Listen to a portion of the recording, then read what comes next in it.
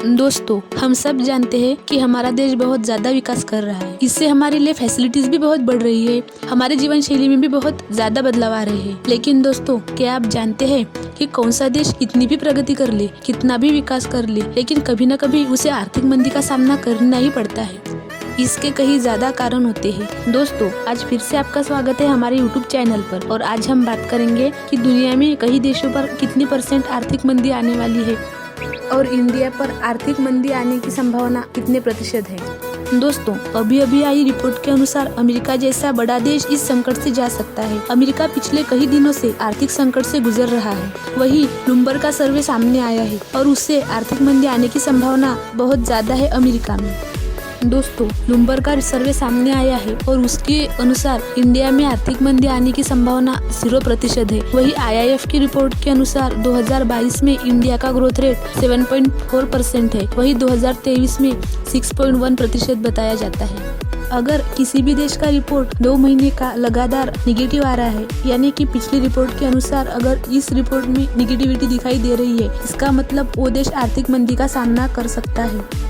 और यह negativity America की रिपोर्ट में दिखाई दे रही है, तो यानी कि माना जाता है कि अमेरिका में आर्थिक मंदी आने की संभावना बहुत ज्यादा बताई गई है।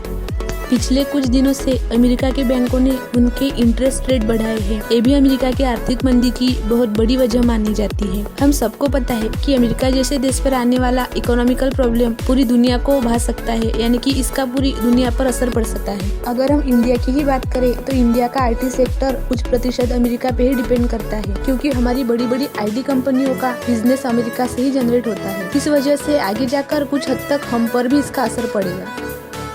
IMF की रिपोर्ट ने भी अमेरिका की ग्रोथ रेट 2023 के लास्ट क्वार्टर में कम बताई है। उनके IMF की रिपोर्ट के अनुसार 2023 में अमेरिका की ग्रोथ रेट 1% और वही 2023 के लास्ट में यह ग्रोथ रेट 0.6 होने की संभावना बताई गई है।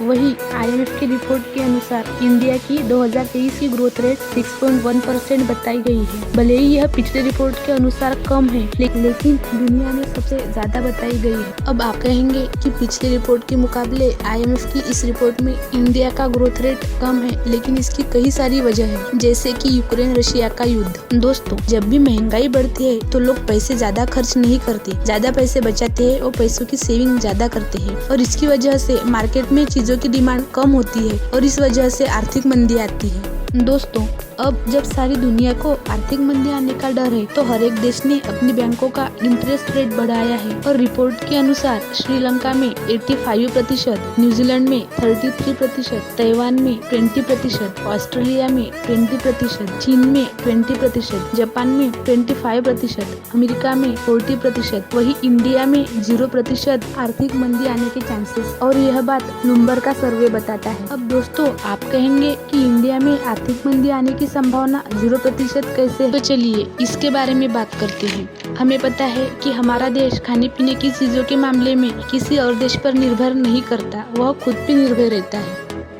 हमारे इंडिया का मार्केट भी बहुत बड़ा है। अनाज हम हमारा खुद उगाते हैं, हमारे पास हमारे खुद की उपयोग की पूरी सामग्री है। लेकिन अगर पूरी दुनिया में मंदी आई तो इंडिया को इसका फायदा ही होगा।